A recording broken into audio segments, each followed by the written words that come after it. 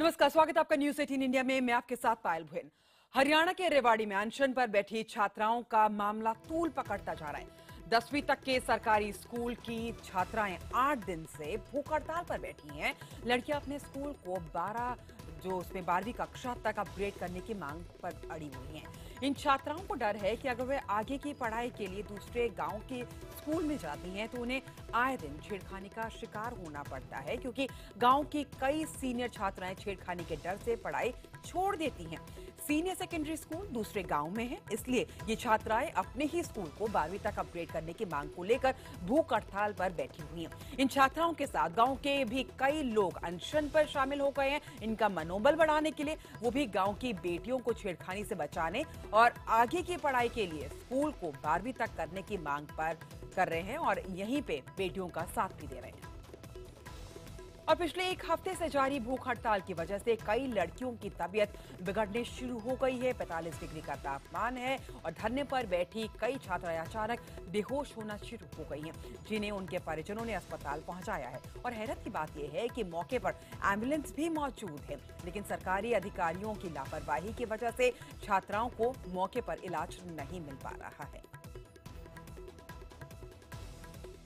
चलिए एक बार हम आपको बताते हैं कि आखिर इन छात्राओं को भूख हड़ताल पर क्यों बैठना पड़ा और इन छात्राओं की आखिर मांगे हैं क्या। रेवाड़ी में छात्राओं ने बंद किया है, ये स्कूल उन्होंने बंद कर दिया है।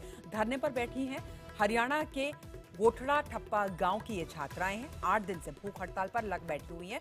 छात्राएं मंचलों की छेड़खानी से परेशान हैं। छात्राएं आगे की पढ़ाई के लिए जाना पड़ता है उनको दूसरे गांव। रास्ते में छात्राओं को परेशान करते हैं मंचले और छात्राओं ने स्कूल को 12वीं तक करने की अपनी मांग यहां पर रखी है। छात्राओं ने प्रशासन से मांग लिखित आश्वासन में मांगा है। बढ़ती गर्मी से छात्राओं की जो तबीयत है, जो अनशन में बैठी है, वो तबीयत उनकी काफी बिगड़ रही है। अधिकारियों के सामने छात्राओं ने यहां पे अपने स्कूल में ही ताला लगा दिया है और रेवाड़ी में छात्राओं ने बंद किया है अपना स्कूल। धरने पर ये बैठी हुई हैं और हमारे साथ सीधे हम आपको रेवाड़ी ले चलते हैं, उन छात्राओं के बीच में जो वहां मौजूद है। और रेवाड़ी से सुजाता हमारे साथ है, ये भी अनशन कर रही है पिछले 8 दिनों से।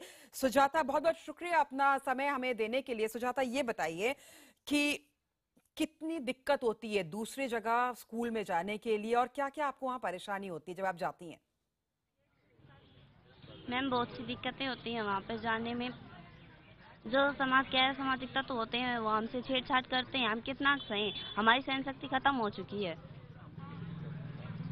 ज्यादा 8 दिनों से भूख हड़ताल पे हमारा 8 दिनों से आप लोग भूख हड़ताल में हैं।